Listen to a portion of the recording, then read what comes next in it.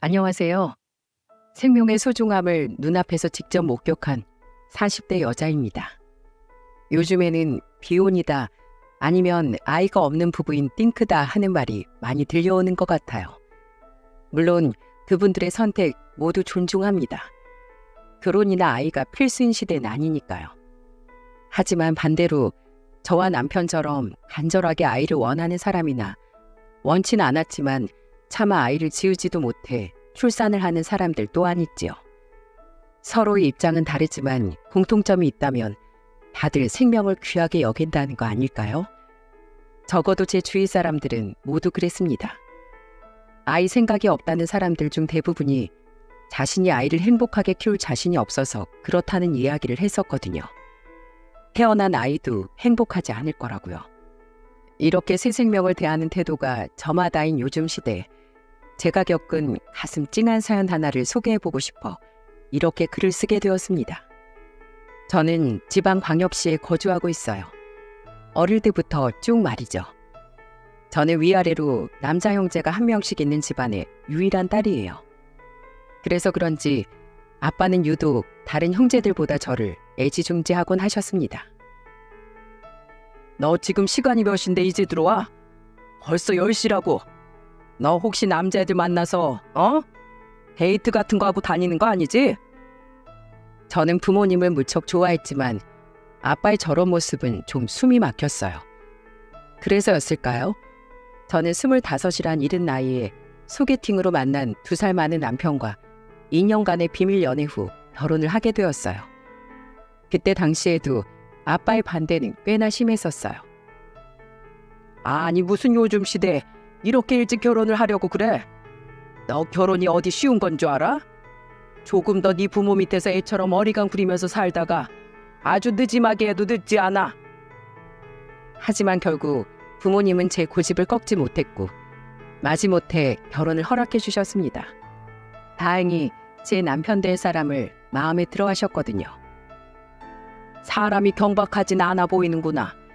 몇 마디 나눠보니 묵직하고 책임감 있어 보이는 게 자기 처자식은 어떻게든 건사하겠어. 시댁은 무척이나 가난했습니다. 장남인 남편이 집에다 돈을 가져다 주고 있었다는 건 알고 있었어요. 연애 시절 남편의 통장을 보고서 깜짝 놀랐거든요. 20살 때부터 사회생활을 해왔다던 남편의 통장엔 단돈 380만 원뿐이었죠. 대기업 생산직 월급이 중소기업 다니는 제 월급에 비하면 거의 배는 많았을 텐데 말입니다. 벌이가 가끔 일용직 나가는 아버지 벌이밖에 없거든. 동생들 학비에 집 생활비까지 대다 보니까. 사실 남편과 만나면서 사람은 참 괜찮은데 항상 집안 때문에 힘들어한다는 걸 알고 있었습니다. 장남이란 이유로 집안 사람들이 남편에게 너무 많은 부분을 기대고 있었거든요. 전 그런 남편이 너무 불쌍했어요. 그리고 분명 아버지가 알게 되면 결혼을 반대하실 게 뻔하니 이런 사정을 다 말씀드리진 않았지만 가족이라는 수렁에 빠져있는 남편을 꼭 제가 구해주고 싶다는 마음이 들었죠. 그렇다 보니 결혼할 때 시댁의 지원은 일절 없었습니다. 우린 제가 사회생활하면서 모은 돈 3천만 원과 아빠가 지원해 주신 5천만 원의 대출을 껴서 작은 아파트에 들어가게 되었죠. 남편이 모은 돈이 없다는 것에 아빠는 조금 놀라는 듯 했지만 이미 결혼을 허락하신 거 아빠는 더 이상 아무 말씀하지 않기로 마음 먹으신 것 같았어요. 제가 막 결혼했을 당시 고작 50대 초반이던 시부모님은 집안 사정이 썩 좋지 않는데도 불구하고 경제활동을 하는 데는 크게 관심이 없어 보였습니다.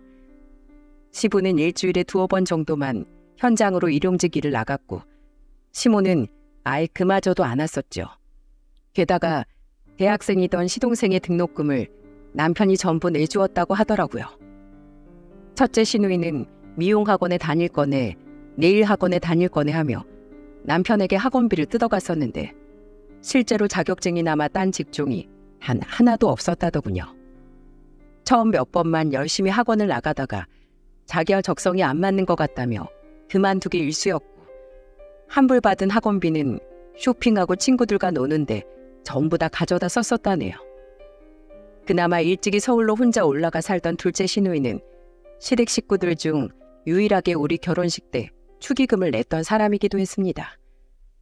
22의 나이에 50만 원이라는 큰 돈을요. 그러면서 자기 오빠 잘 부탁한다고 제 손을 잡고 부탁하는 그 모습에서 저는 둘째 시누이의 착한 마음을 느낄 수 있었어요. 결혼하고 한 달쯤 되어 시댁에 간 날, 시모는 저와 남편을 앞에 앉히고는 이렇게 말하더군요. 중소기업 다닌 너보다 대기업에 다니는 우리 아들 월급이 훨씬 많은 거 알지? 그런 좋은 직장을 잡을 수 있게 잘 키워준 게 누구겠니? 부모인 우리겠지. 그럼 네가 앞으로 어떻게 해야겠어? 남편 잘 키워주셔서 감사합니다 하고 시부모인 우리를 잘 모셔야겠지.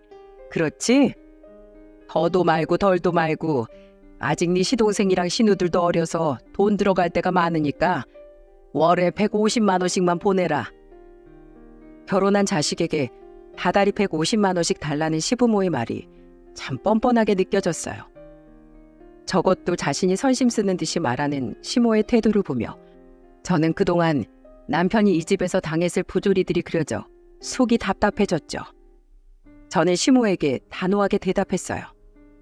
그리고 제 말에 시모는 아주 불같이 화를 냈습니다. 아니요, 어머님. 안 그래도 오늘 생활비 이야기하실 것 같아서 제대로 말씀드리려고 했어요. 저흰 더 이상 그만 한도 못 보내드려요. 저희 이제 막 결혼해서 갚아야 할 대출금도 많고 앞으로 돈 모아서 아이도 낳아야 하는데요. 앞으로 월에 50씩 보내드릴게요. 그것도 저희한텐 큰 돈이에요. 뭐? 50? 누구 마음대로? 장남으로 태어났으면 장남 노릇을 해야지. 여태 자식 넷이나 키우느라 뼈 빠지게 고생한 부모한테 효도하는 건 당연지사고 아래 동생들을 응당 돌보는 게 장남 아니냐? 뭣도 모르고 굴러 들어온 돌이 아주 되바라지게 짝이었구나. 내가 이럴 줄 알았으면 내 아들 절대로 너 같은 애랑 결혼 안 시켰다. 저랑 남편 이미 혼인신고 마쳤어요. 이제 남편 가족은 저라고요. 저 정말 시댁 식구들이랑 원만하게 지내고 싶었는데요. 그 관계를 위해서 돈을 지불하고 싶진 않네요. 왜 장남으로 태어났단 이유만으로 이 사람만 그렇게 큰 짐을 짊어져야 해요? 애를 넷이나 낳은 건 어머님 아버님이지 제 남편이 아니잖아요.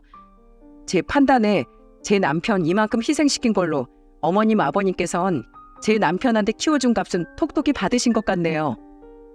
저런 싸가지 없는 년이 어떻게 우리 집안에 들어왔노? 아이고 머리야. 시부는 거실에서 쯧쯧하고 혀를 차며 가족들이 전부 있는데도 불구하고 담배를 뻑뻑 피웠습니다. 시동생은 눈치 없이 옆에서 형, 그럼 내 남은 학비는? 하고 묻고 있었고요. 할 말을 마친 저는 남편을 끌고 그대로 시댁을 뛰쳐나왔어요. 뒤에서 소리를 바락바락 지르는 시모는 깡그리 무시하고요. 그렇게 집에 오니 남편은 고개를 푹 숙이곤 제게 사과를 했습니다. 초장부터 제가 그렇게 나가고 남편조차 제 옆에 딱 붙어 있었으니 시댁과의 사이가 갈수록 나빠진 건 당연한 이치였습니다. 특히 시모와 첫째 시누이는 저를 볼 때마다 어떻게든 트집을 잡고 싶어하기 일쑤였고요. 결혼한 지 2년 뒤 추석 전날 음식을 하러 시댁에 갔을 때였어요. 우와, 새언니 명품 가방 들고 왔네요. 중소기업 일반사원 월급으로 그런 거 가당키나 한가? 다 우리 오빠 돈이겠죠 뭐. 세상 고고한 척은 혼자 다 하더니 우리 집에 줄 돈은 아깝고 언니 혼자 사치 부릴 돈은 있나 봐요? 이거 저 3년 전에 산 건데요. 왜 탐나세요? 탐나면 아가씨가 직접 돈 벌어서 사세요. 중소기업 일반사원 월급으로도 잘만 모으면 살 수 있어요. 근데 아가씨는 그깟 중소기업도 못 들어가서 아직 백수잖아요. 뭐라고요? 그만해 언니. 왜 가만히 있던 새언니한테 생트집이야. 새언니 말 중에 틀린 말 하나 없구만. 명절이라 오랜만에 본가에 내려와 있던 막내 시누이가 제 편을 들어주자 첫째 시누이는 분해서 씩씩대더니 자기 방으로 문을 쾅 닫고 들어가 버리더군요. 저는 막내 시누이와 눈이 마주친 채 쓰게 웃었고요. 그리고 다음 날 전에 음식값이라도 하시라고 봉투에 30만 원을 넣어 시모께 건네드렸어요. 그런데 돈을 세어본 시모가 돌연 봉투를 바닥에 집어던지며 저를 죽일 듯 노려보는 게 아니겠어요? 야, 명절에 사람이 몇 명인데 꼴랑 30만 원을 넣어? 적어도 100만 원이라도 넣어서 성의를 보여야 할 거 아니야? 어머님, 기본적인 장은 다 저희가 직접 봐왔잖아요. 저희 돈으로요.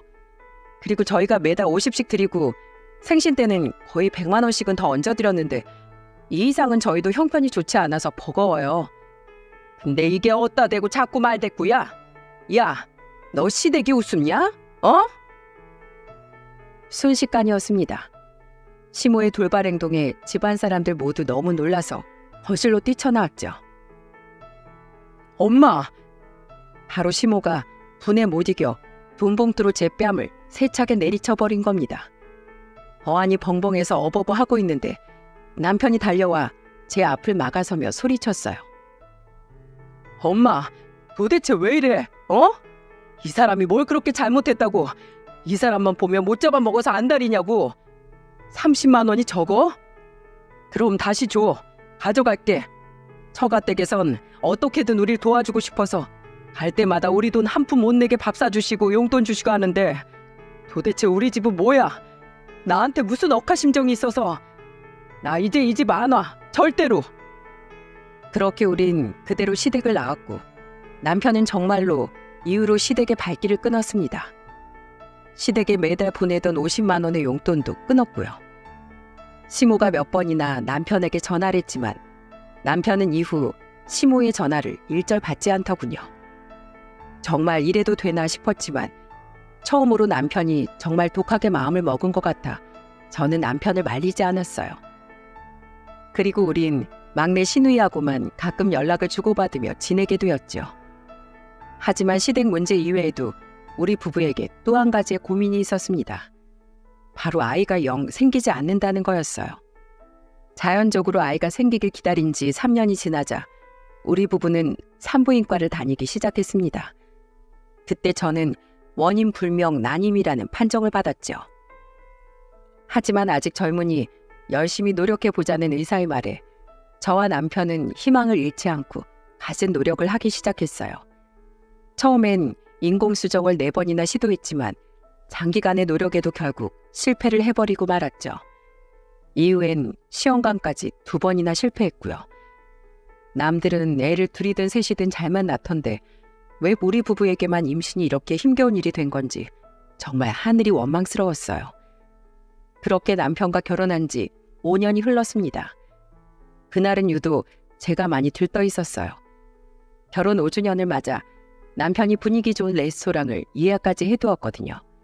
마침 금요일이라 다음날 출근 걱정도 없어 퇴근 후 오랜만에 남편과 분위기를 내며 술도 한잔하고 배가 터지도록 과식도 했던 좋은 날이었습니다. 그리고 소화도 시킬 겸 근처 공원을 걷고 있었어요. 그런데 너무 오랜만에 과식을 한 탓인지 자꾸만 배가 살살 아프더군요. 저는 남편에게 잠시 기다리라고 말한 후 얼른 공중 화장실로 뛰어들어가 볼일을 보았죠. 그런데 화장실에 들어올 때부터 자꾸만 제 옆판에서 아기 울음소리가 들리더라고요. 처음엔 애엄마가 아기 기저귀라도 갈러 들어왔나 싶어 신경 쓰지 않았는데 볼일을 다 보고 화장실을 나오려다 생각을 해보니 뭔가 이상하더군요. 보통 애가 울면 아기 엄마가 울지 말라고 달래주지 않나요? 그런데 옆칸에서는 끊임없이 아기 울음소리만 들릴 뿐 아이 부모라고 여겨지는 그 어떤 사람의 목소리도 들리지 않았어요. 저기요, 혹시 무슨 일 있으세요?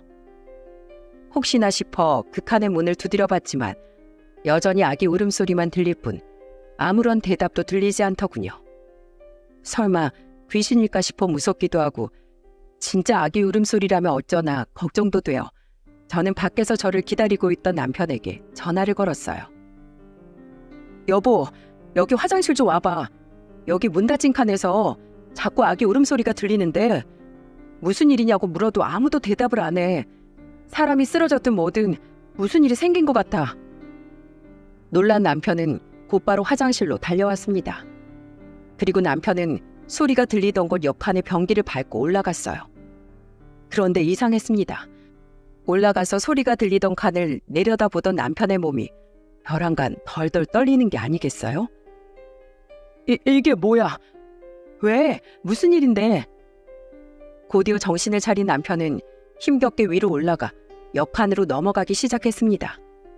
그리고 남편이 안에서 드디어 문을 열었을 때 저는 너무 놀라서 숨을 헉하고 들이키고 말았어요. 바닥은 온통 피투성이었고 변기 옆엔 죽었는지 살았는지 모를 한 어린 여자가 쓰러져 있었습니다. 많이 봐야 20살 남짓한 얼굴이었죠. 그리고 제일 충격적이었던 건 그 여자의 다리 옆에 피투성이의 갓난아이가 온 힘을 다해 울고 있던 거였어요. 몸엔 탯줄이 감긴 채로 말입니다. 학생, 괜찮아요? 제발 일어나 보세요. 여보, 정신을 못 차려. 어떡해? 이 사람 여기서 아기를 낳았나 봐. 구급차 부를게, 여보. 아니야, 그럼 더 늦을 것 같아. 여기 바로 옆에 큰 병원 있잖아. 거기로 가자. 내가 이 사람 업을 테니까 당신은 옷으로 저 애 좀 감싸서 얼른 따라와. 알았지? 생전 처음 보는 광경에 몸이 얼어붙은 것도 잠시. 남편은 곧장 축 늘어진 그 여자를 들쳐매고 공원 옆 병원 응급실로 뛰기 시작했습니다. 저는 벌벌 떨리는 손으로 위에 입은 가디건을 벗어 아기를 조심스럽게 감싸 안고 남편의 뒤를 따랐고요. 혹시나 아기에게 무리가 갈까 차마 뛰지 못한 채로 말이죠. 우린 다급히 의사를 불러 그 여자애와 아기를 인계했고 발견 당시 상황을 급박하게 설명했어요. 여자애는 수중에 휴대폰도 가방도 아무것도 갖고 있지 않았습니다. 때문에 보호자를 부를 수도 없었죠. 저와 남편은 초조하게 그 여자의 응급처치가 끝날 때까지 앞에서 기다렸습니다. 그런 참혹한 현장을 직접 눈으로 목격했는데 차마 그 애를 혼자 두고 갈 수가 없었어요. 다행히 여자애는 탈진을 해 정신을 잃었던 것이라고 하네요. 여자의 생명에는 아무런 이상이 없었고 갓 태어난 아기는 병원의 도움으로 그 병원 산부인과 인큐베이터에 들어가 다행히 생명을 부지할 수 있게 되었죠. 당신은 먼저 집에 가 있어. 애가 깼을 때 낯선 사람이 둘이나 옆에 있으면 놀랄지도 몰라. 내가 옆에서 지키고 있을 테니까. 애 깨어나면 부모 연락처 물어봐서 보호자한테 인계하고 갈게. 남편은 저를 혼자 두고 집에 가기 싫은 눈치였지만 저는 억지로 남편을 집으로 돌려보냈습니다. 그리고 여자의 옆에 앉아 가만히 물수건으로 더러워진 여자의 얼굴을 닦아주었어요. 자세히 보니 한층 더 뽀얗고 어려 보이는 것이 참 마음이 아프더군요. 도대체 어떤 사정이 있길래 이 어린애가 그렇게 외진 공중 화장실에서 아이를 낳았어야 했나 싶었죠. 그래서 더더욱 안쓰러운 마음에 보호자가 올 때까진 꼭 제가 옆에서 그 애를 지켜주고 싶었어요. 이후 몇 시간이 지난 새벽, 드디어 그 여학생이 눈을 떴습니다. 누구세요? 괜찮아요? 아유, 정말 10년 감수했네. 내가 화장실에서 학생이랑 아기 발견해서 병원으로 데리고 왔어요. 도대체 무슨 일이 있었던 거예요? 그러자 제 말을 들은 여학생의 입에선 서글픈 울음소리가 흘러나왔어요. 그리고 이어진 여학생의 말은 제 가슴을 너무도 아프게 만들었죠. 왜 저를 구하셨어요? 저도 아기도 그냥 그대로 죽게 내버려 두셨어야죠. 전 더 이상 살고 싶지 않았다고요. 그게 무슨 말이에요, 학생?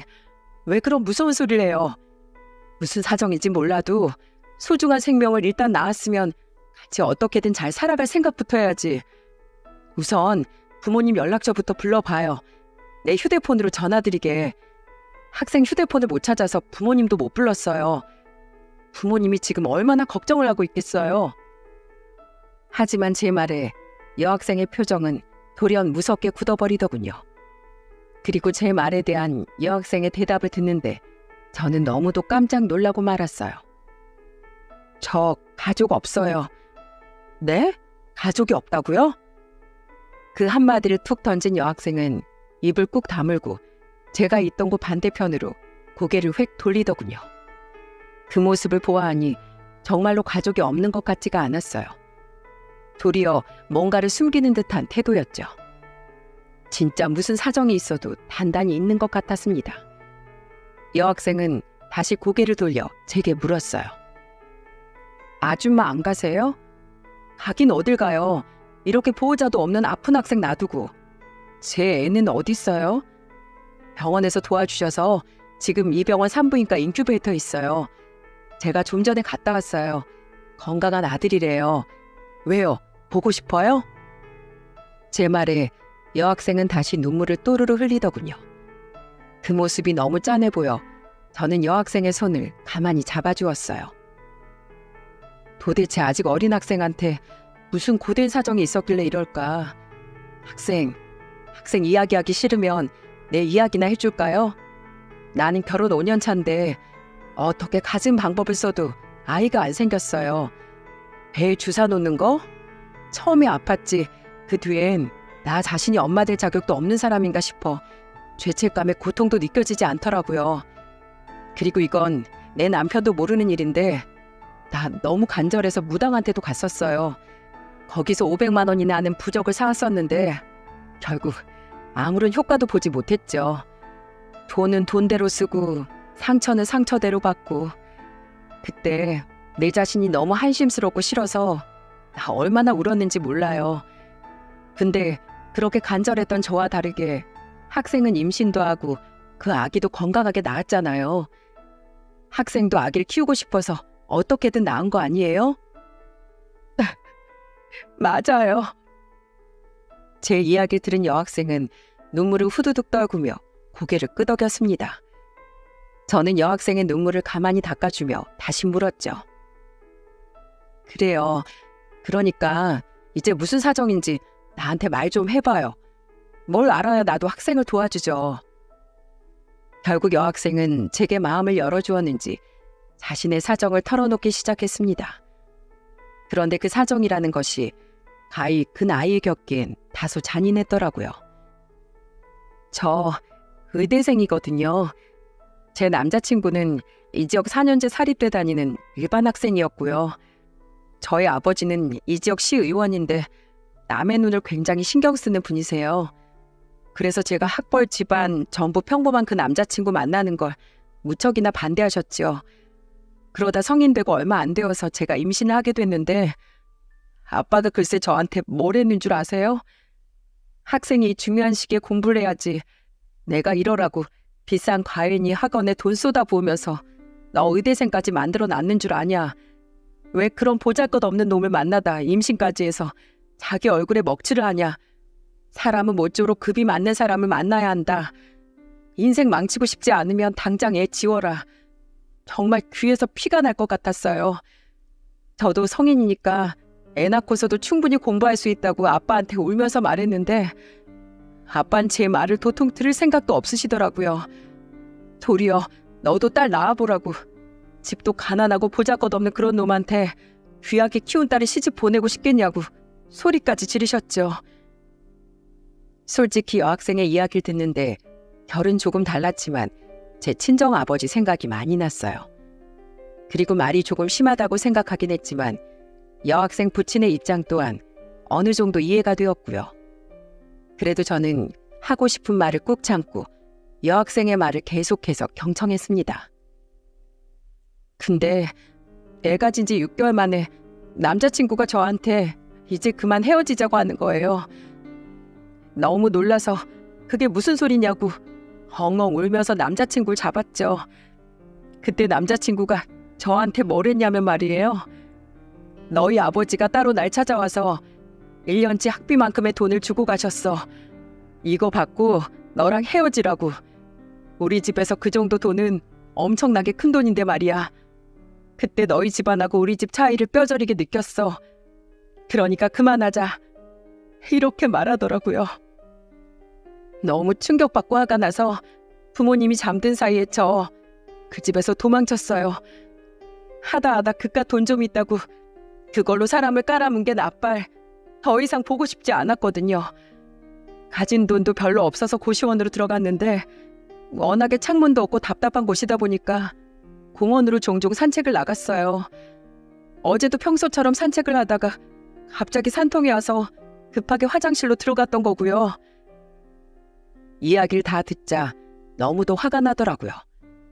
분명 중간까진 여학생 부모의 마음이 이해가 됐었지만 그래도 이미 중절 수술을 할 수 있는 시기를 놓치고 배가 잔뜩 부른 딸에게 그런 짓까지 했다는 게 믿기지가 않았죠. 하지만 그렇다고 그 부모에게 여학생의 일을 알리지 않을 수는 없었습니다. 이제 막 20살이 된 여학생이 집도 절도 없는데 갓난아기까지 데리고 도대체 어디로 가서 뭘 먹고 살 수 있었겠어요? 요지부동인 여학생을 설득하기까진 꽤 오랜 시간이 걸렸습니다. 그래도 열심히 설득한 끝에 저는 다음 날 드디어 여학생 부친의 연락처를 받을 수 있었어요. 안녕하세요. 김서영 씨 아버님 되시나요? 네, 그런데요. 다름이 아니고 김서영 씨가 어제 출산을 했는데 보호자가 없어서 제가 지금 병원에서 보살피고 있어요. 빨리 와보셔야 할 것 같아요. 그리고 여학생의 아버지는 제가 전화한 지 1시간도 채 지나기 전에 병원으로 달려왔습니다. 아마 일을 하다 온 건지 멀끔한 정장 차림으로요. 다급히 딸을 찾는 그 사람의 얼굴은 여학생에게 들은 것처럼 고약해 보이지 않았어요. 도리어 오랫동안 딸을 찾아 헤맨 사람이었던 것처럼 거의 울듯한 표정이었죠. 서영아, 이게 다 무슨 일이야? 이거사, 배가 남산만한 것이 그렇게 휴대폰까지 두고 나가버리면 어떡해? 네 부모 속 타들어가다 못해 죽일 작정이야? 어디 몸은 괜찮아? 아픈 데는 없고? 아기는 무사하니? 그런 자기 아빠에게서 고개를 획 하고 돌린 여학생 대신 옆에 서 있던 제가 대답했어요. 다행히 서영 학생 몸은 건강하다고 하고요. 아기는 병원 측에서 배려해줘서 인큐베이터에 있어요. 아들인데 다행히 좀 미숙아로 태어난 것 빼곤 크게 문제는 없다네요. 운이 좋았죠. 부모 반대에 못 이겨 집 나온 여학생이 공중 화장실에서 애를 낳은 것 치고는요. 뭐라고요? 공중 화장실이요? 그때까진 제 마음에 여학생의 아버지에 대한 분노가 남아있던 터라 곱게 말이 나가진 않더라고요. 무척이나 놀란 여학생 아버지에게 저는 팔짱을 끼고 퉁명스럽게 말을 이었어요. 네, 어떻게 이미 애가 뱃속에서 그렇게 큰 마당에 기어코 애 아빠랑 엄마를 갈라놓을 수가 있어요. 오죽 상심했으면 임신한 이 어린 학생이 그런 선택을 했겠냐고요. 의원님, 손주 보고 싶으시죠? 그럼 이 여학생한테 먼저 사과부터 하세요. 제가 자리 비켜드릴 테니까 두 사람 대화 좀 하시라고요. 저는 그 길로 조용히 커튼을 치고 침상 밖으로 빠져나왔습니다. 혹시라도 또 여학생의 아버지가 여학생에게 모진 소리를 할까 싶어 너무 멀리 떨어지지 않은 곳에 멀뚱히 서서 저는 두 사람이 잘 이야기하길 기다렸어요. 그런데 밖에서 듣고 있으니 여학생의 아버지만 계속해서 여학생에게 질문을 할 뿐 여학생의 대답은 통 들리질 않더군요. 서영아, 괜찮아? 아파? 고개 좀 돌려봐. 그동안 어디서 지냈어? 밥은 잘 챙겨 먹고 다닌 거야? 서영아, 이 아빠한테 아무 얘기 안 할 거야? 거의 30분이 넘게 두 사람이 그러고 있자 저는 하는 수 없이 다시 커튼을 열고 들어갔습니다. 그리고는 서영이에게 부드럽게 말했어요. 제 말에 여학생은 눈물을 흘리더니 천천히 입을 열더군요. 서영아, 그렇게 있지 말고 너도 하고 싶은 말 해. 너도 아버지한테 할 말 많잖아. 이 아줌마가 옆에 있어줄게. 아빠, 어떻게 돈으로 사람을 매수할 수가 있어? 돈이 많으면 그렇게 사람 깔봐도 되는 거야? 드디어 열린 여학생의 입에 여학생의 아버지는 다급히 대답을 했습니다. 그런데 여학생의 아버지 입장에서 그때 이야기를 들으니 또 사뭇 느낌이 다르더라고요. 서영아, 오해야. 이 아빠도 생각이 있었다. 그놈이 그때 그 돈을 받지 않았더라면 나도 그땐 반대를 그만두고 그놈을 받아줄 작정이었어. 근데 그놈 봐라.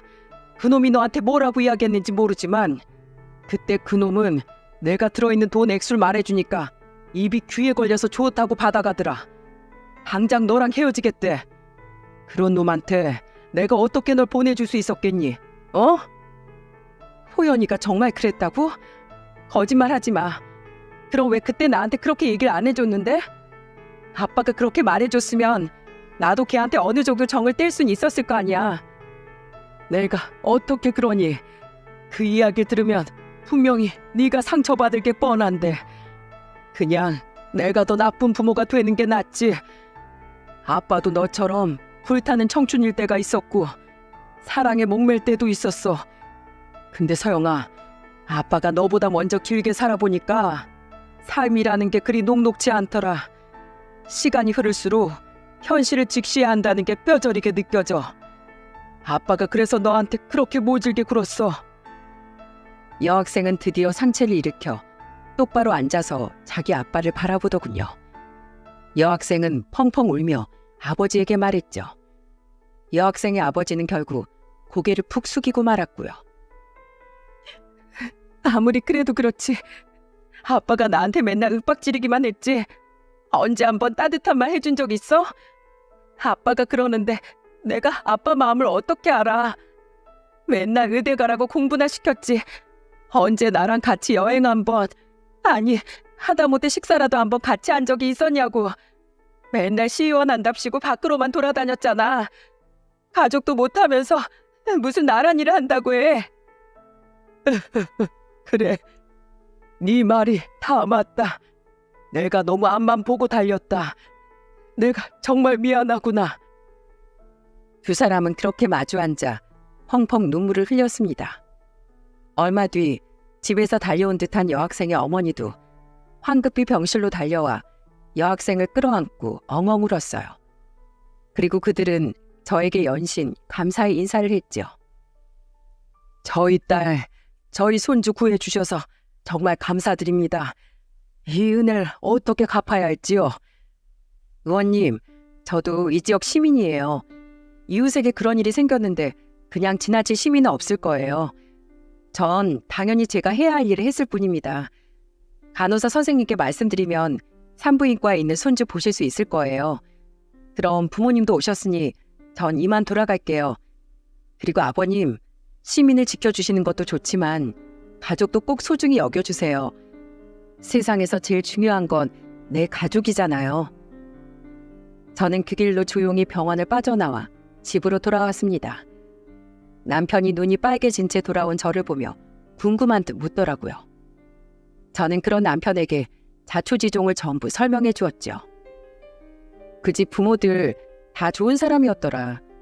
다만 아직 20살밖에 안 된 자기 딸이 임신을 해서 오니까 걱정도 되고 화도 나서 했던 행동들이 조금 과했던 것 같아. 부모가 무작정 화를 내니까 그 학생도 아직 어린 마음에 더 반항적이었던 것 같고 서로 오해도 있던 모양인데 잘 해결돼서 다행이야. 그들은 그저 대화가 부족한 가족이었던 것 같습니다. 게다가 아기 아빠를 시험한 여학생 아버지의 행동은 제가 생각하기엔 무척 현명했던 것 같아요. 그때 그 돈을 홀라당 받아먹은 놈이었으면 언제고 나중이 되었어도 분명 여학생을 끝까지 지켜주지 못했을 거라고 생각되었으니까요. 이후 한 달이 흘렀습니다. 어느 날 회사에서 일을 하고 있는데 모르는 번호로 전화가 오더라고요. 누군가 싶어 받아보니 아주 반가운 목소리가 들리더군요. 아줌마, 누구세요? 저 서영이에요. 한 달 전 아줌마가 구해주셨던 그 여학생이요. 그 사람은 바로 그때 그 여학생 서영이었습니다. 너무도 반가웠어요. 어머 학생, 잘 지냈어? 산후조리는 잘했고? 아기는 건강해? 아니 근데 내 번호 어떻게 알았대? 아줌마 하나씩 물어보세요.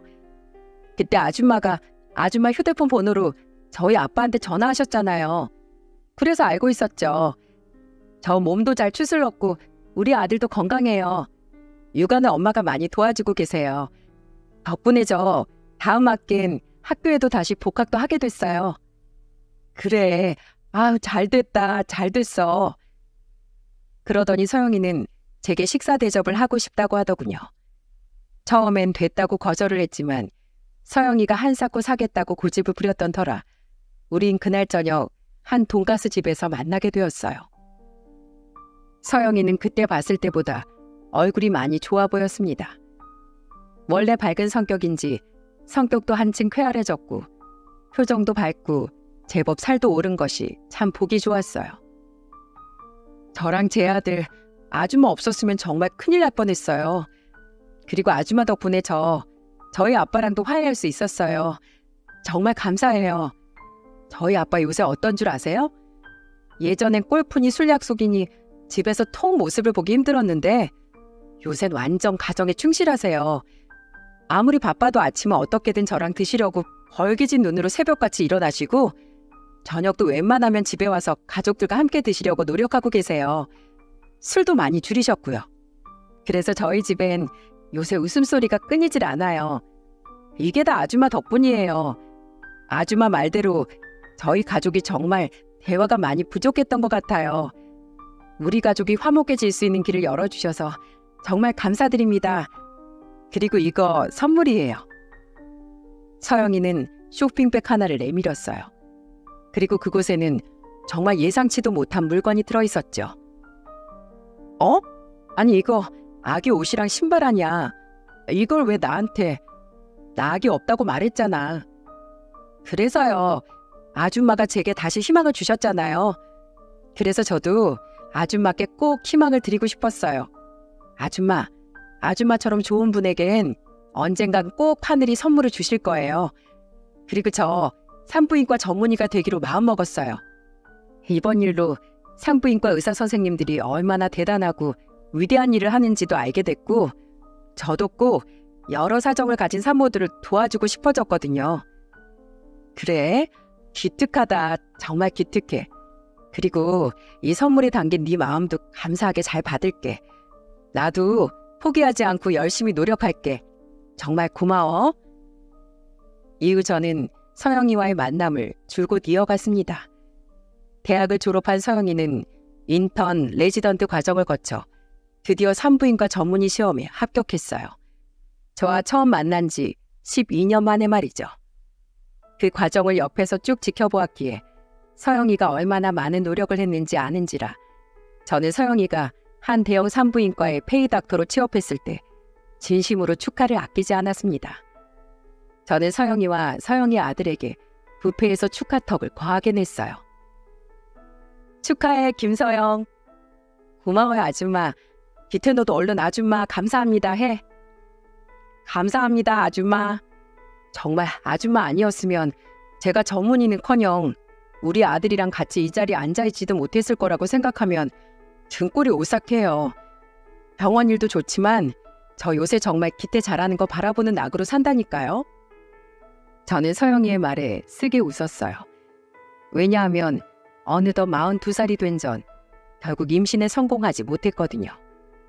그런 제 마음을 눈치챘는지 서영이는 제 손을 잡으며 이렇게 말하더군요. 아줌마, 아직 포기하지 않았다면 제가 앞으로 나갈 산부인과에 다녀보시는 건 어때요? 저 대학병원 다닐 때 교수님들 뒤에서 정말 많이 배웠거든요. 시험관 시술에 대해서 엄청 많이 여쭤보기도 했고요. 하지만 내 나이가 이미 40이 넘었는데 그래도요. 40 초반에 임신에 성공하는 산모들도 생각보다 꽤 돼요. 아줌마, 저 믿고 마지막이다 생각하고 한 번만요. 네? 서영이의 설득 끝에 저는 마지막으로 용기를 내어보기로 했어요. 그 다음 주부터 저는 서영이에게 다시 산부인과 진료를 받기 시작했습니다. 솔직히 큰 기대를 하진 않았어요. 이미 10여 년간 실패를 했던 이력이 있었으니까요. 하지만 서영이는 정말로 제게 지극정성이었습니다. 그저 병원에 진료를 갈 때에만 국한되지 않고 시시때때로 제게 전화를 걸어 제 몸 상태를 확인해 주었어요. 그러다 길이 막힐 때면 대학병원 교수님께 전화해 자문을 구하기도 했고요. 그런 서영이의 노력 덕분이었을까요? 마지막이라고 생각하고 최선을 다한 시험관 시도에서 저와 남편은 3번째 시도 만에 드디어 임신에 성공하게 되었어요. 정말이야, 서영아? 네. 그래도 아줌마 나이도 있기도 하고 어렵게 성공한 만큼 안정적으로 아기가 자리 잡을 때까진 무조건 안정, 또 안정이에요. 아셨죠? 저는 그 길로 남편과 상의 후 곧장 회사를 그만두었습니다. 이후엔 거의 집 침대에 누워서만 생활을 했던 것 같아요. 안정기에 접어든 이후엔 너무 누워만 있는 건 오히려 좋지 않다는 서영이의 말에 이후엔 조금씩 산책을 나가기도 했었지만은요.